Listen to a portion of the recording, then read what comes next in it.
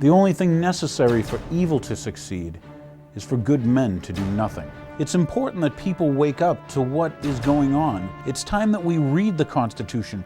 It is error that needs the support of government. Truth can stand alone. That was given to us by Thomas Jefferson.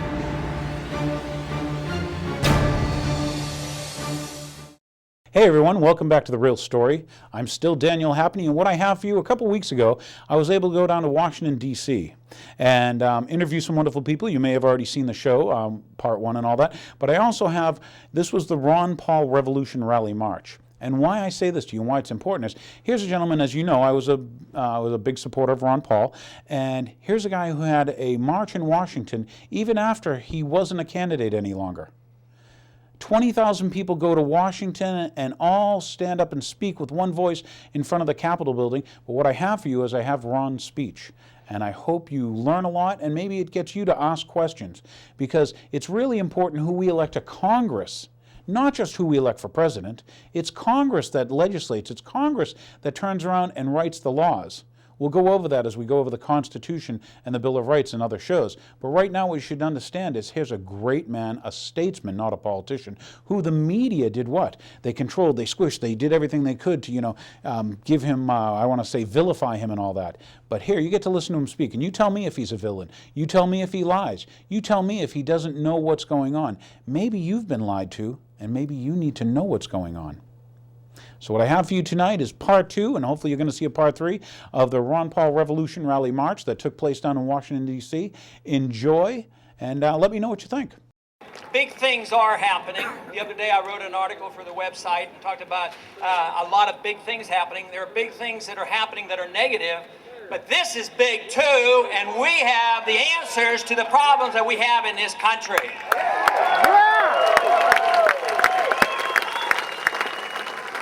But it's obviously building. If you look at the financial crisis that is building, the other day, Bernanke and Paulson was before the committee.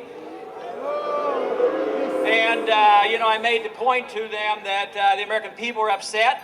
Everybody has problems, and the government hasn't even admitted there's a recession yet.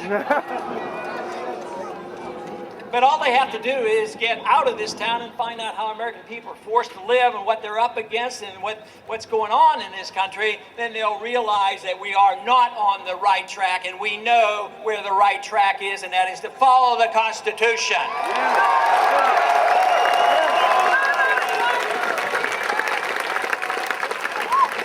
I've never had a doubt about the message of freedom and liberty and our Constitution. I had doubts whether I was to be the messenger and to lead this charge. Also, I didn't know how many belonged and still existed in our remnant. Our remnant is much bigger than we ever dreamed.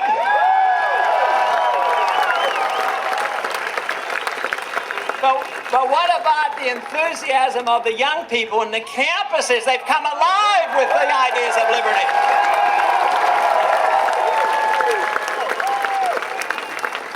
Now, I don't do any measuring about the mainstream media, but I understand that they didn't give us the best shake, that sometimes we came up short. But what they didn't know about was, you 2 or 3 dozen spammers, how you could spread our message around the country. But no, the results have been fantastic.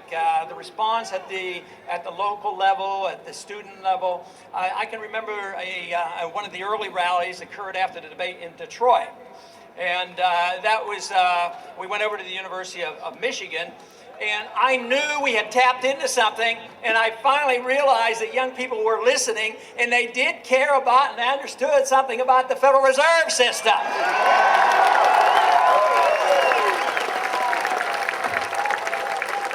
And then in the last decade or so, since we as Republicans have gone really downhill with the foreign policy has become a very important issue. So I have spent a lot of time on that, but the evidence is out there, and I think this is one of the reasons why there's such a strong response, especially with the young people, when they're realizing what they're inheriting. They're inheriting these problems and the debt and the entitlement system, and inheriting a war that should never have been fought in the first place.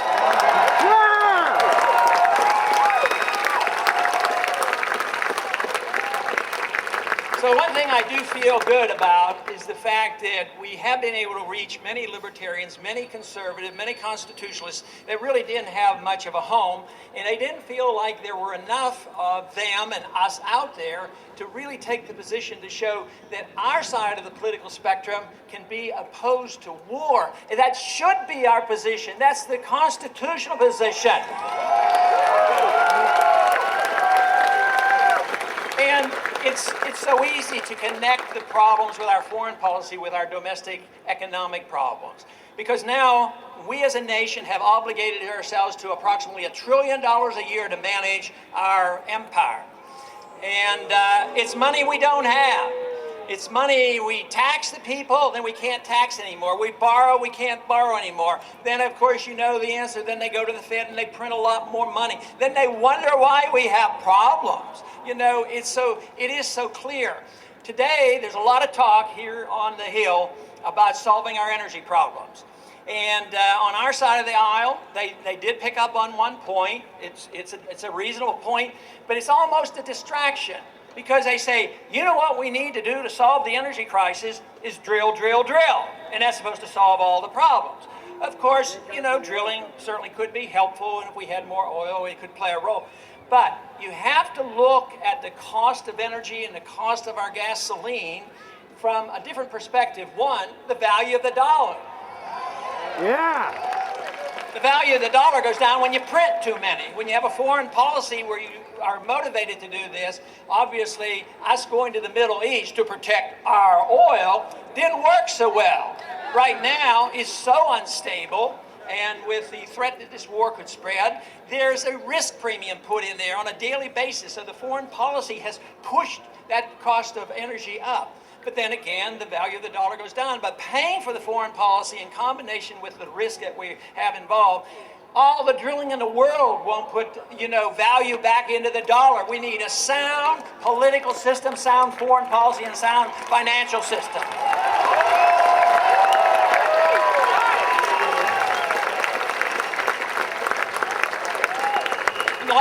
In the last couple of weeks, I have been going to the floor to talk about H-Con Res 362. Something that should not be brought to the floor. It should be defeated, but rather within a couple days, if not a week, they had 220 co-sponsors. Fortunately, though, this week I was able to quote two of the sponsors of the bill who were changing their minds because they realized it is so aggressive. It is actually literally advocating a blockade of Iran. That won't help us.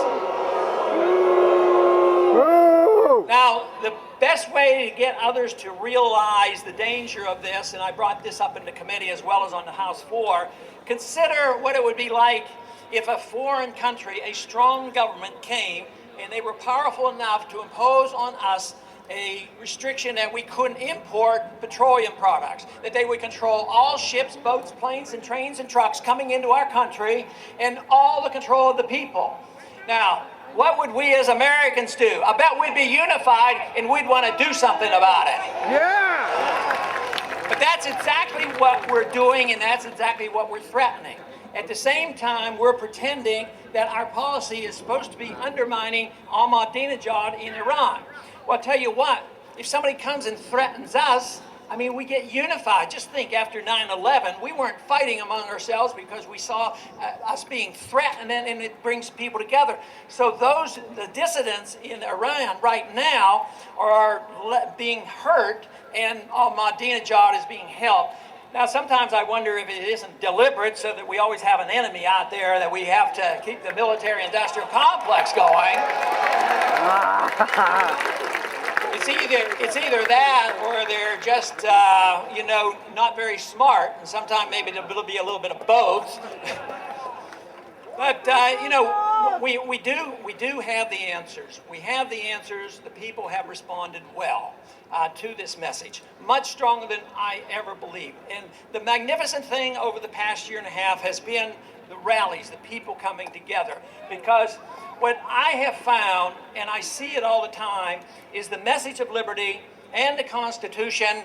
It brings us together regardless of our personal beliefs. Yeah!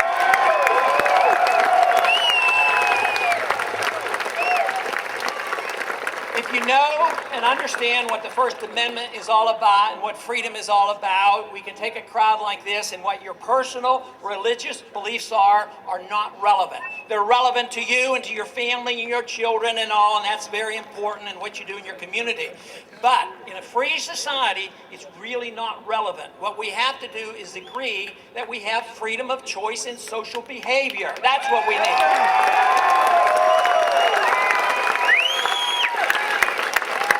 Of course, there are a certain group in Congress that's a little bit better on protecting those values than others, but unfortunately, they're the same ones who think you don't have a right to spend your own money.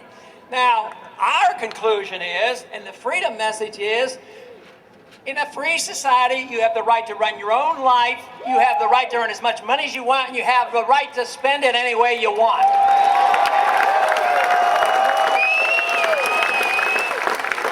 But along with this, if you practice bad behavior and it hurts yourself, you can't come crawling to the government to go to your neighbor and bail you out. If you don't take care of yourself and take care of your retirement and your medical needs, you can't go to your neighbor and send the government there to bail you out. Freedom really works, and it is popular.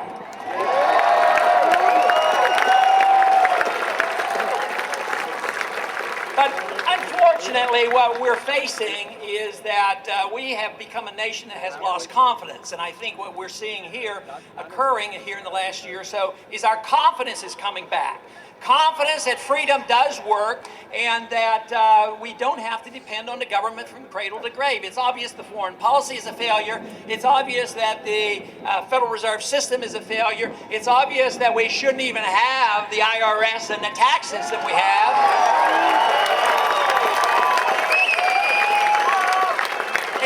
And if you look at the entitlement system, that's a total failure. There's only debt there.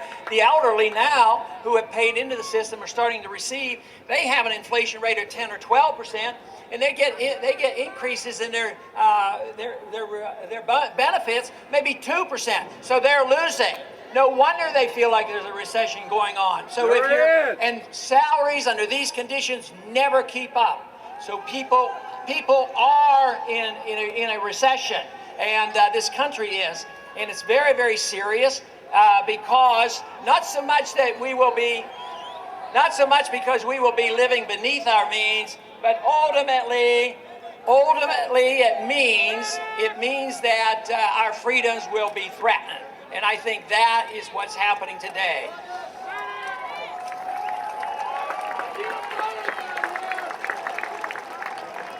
When a country lives beyond its means, it has to live beneath its means. There is a bit of payback. But if we did the right things, if we restored freedom, restored sound money, and went back to work, believe me, it wouldn't take long. We would be back on our feet in no time. But the attitude that we have perpetual bailouts, as they propose this week, we're going to make ourselves, the government's going to make us safer by passing FISA so they can spy on us eternally. And then they go and pass $300 billion, which is just a partial payment, and trying to bail out the housing market. That won't work. They don't have the money. Writing checks and sending checks out to people, say spend money and stimulate the economy, that won't work either.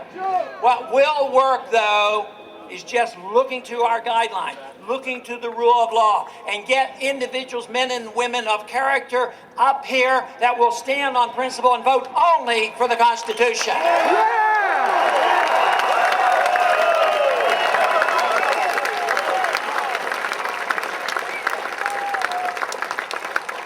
One of the disturbing things that occurred during the campaign, and this did happen on occasion in the debates. There was one particular debate out in Iowa held by the taxpayers and also a Christian group. And I have rather strong identification with both, but I was excluded. And we did have a rally next door that was bigger than their rally, so we did all right. But I have come to the conclusion that there were some evangelicals that would not endorse the foreign policy of non-intervention. It was very disturbing to me to confront in an intellectual and a political way to take the position that it is my understanding of Christianity and what Jesus taught that we were never to go in the name of Jesus and start wars.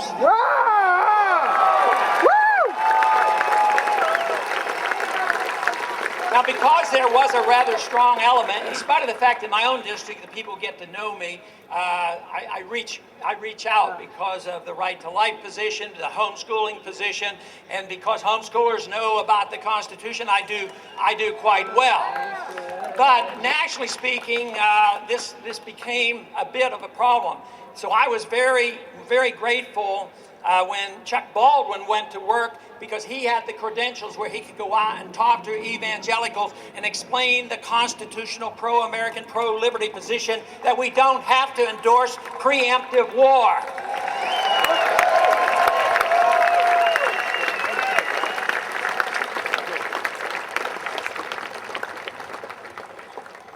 Freedom, about 100 years ago or so, was divided into pieces. It was divided into personal liberty and economic liberty. Our job as freedom fighters now is to bring that concept back together. Freedom isn't anything more than individual. We get our individual freedom and our right to life from our Creator, so it's the protection of liberty that we must have.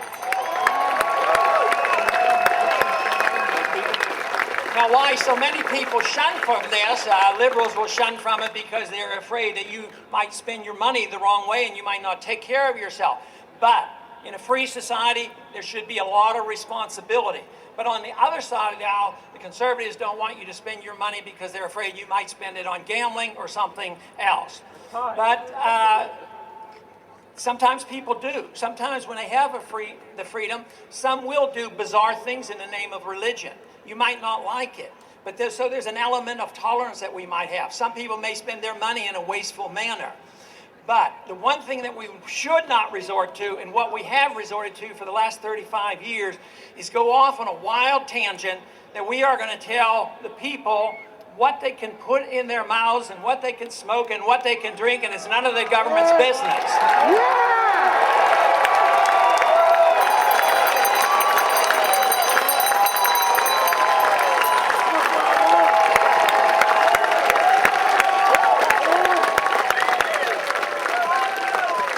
We're at a point now where if you want to drink raw milk, you have to get permission from the government. I would think that you ought to have the right to drink raw milk if you want to.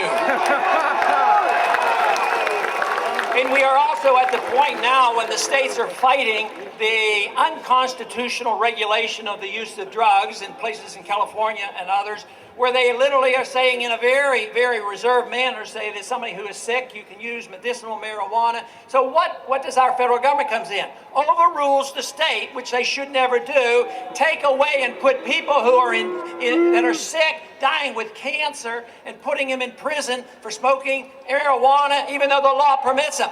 We don't need any of that.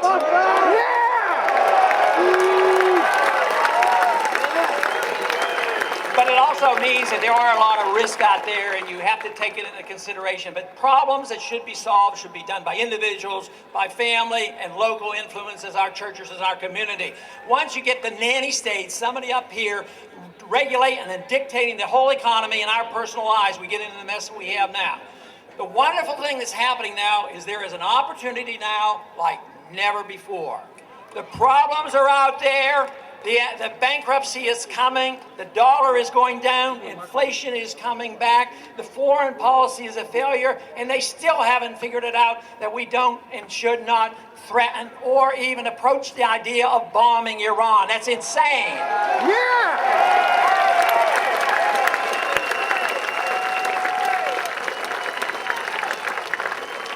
So this is a great message, and we will continue with it, as obviously you are doing. I want to compliment all those, the committee, there are 4 or 5 or 6, and so many others who helped to bring this rally together, and they deserve a lot of credit for it.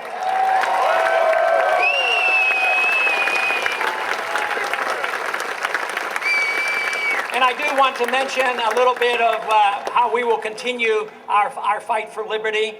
And I just want to ask, have any of you heard about the new organization, Campaign for Liberty?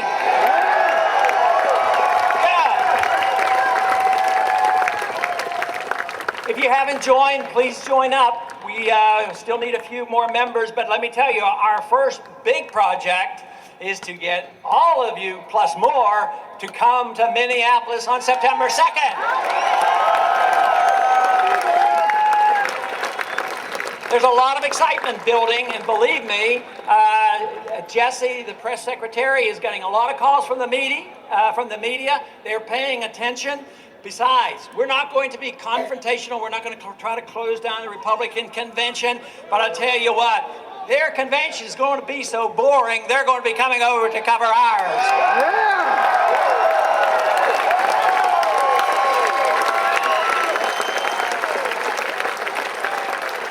But the most important thing is that we have a lot of people, and next week we're going to have a new website where you literally sign up to find out how many. You know, we started off with a small little area, and I thought, well, this is plenty. I thought it was big. They said a place for 5,000 people. I thought, how are we going to get 5,000 people? No problem. Now, the staff's always more optimistic than me. I'm cautious. I'm conservative, you know. And I said, okay, we'll bump it up. And we bumped it up to 11. You know what they're doing? They're arguing with me now. They shouldn't argue with me. Don't they know who I am?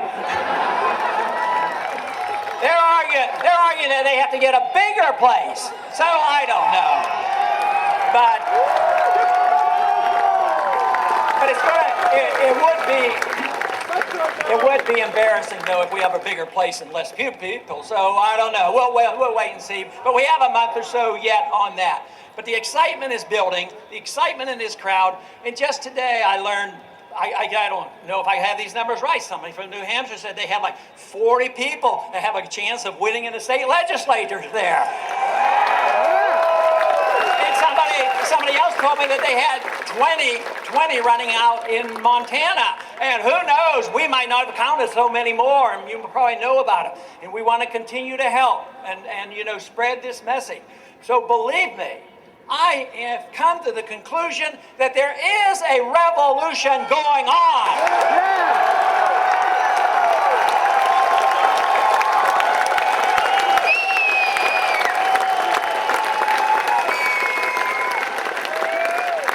And to me, it's a wonderful revolution because I feel so positive about it. I say I am reluctant about my skills, but I have no doubt whatsoever about the message. And the message is so powerful, so American. And I'll tell you what, we don't have many choices in this country.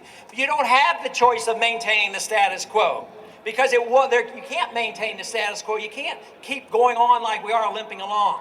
So if we do nothing, if we don't win, it's downhill, less liberty as is occurring. Less personal freedoms, more foreign meddling, more inflation, all those problems.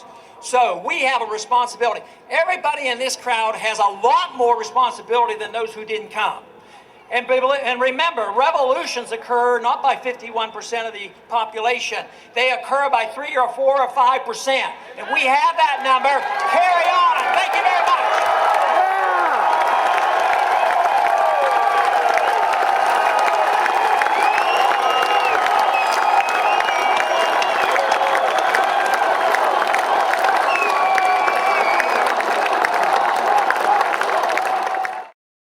So, you got to see what I got to see. You got to hear what I got to hear. You got to be transported to Washington, D.C., to people who are outside the Capitol saying, hey, we've got grievances, we want them redressed. But they listen to what? A statesman. How many times in your life do you get to hear a statesman?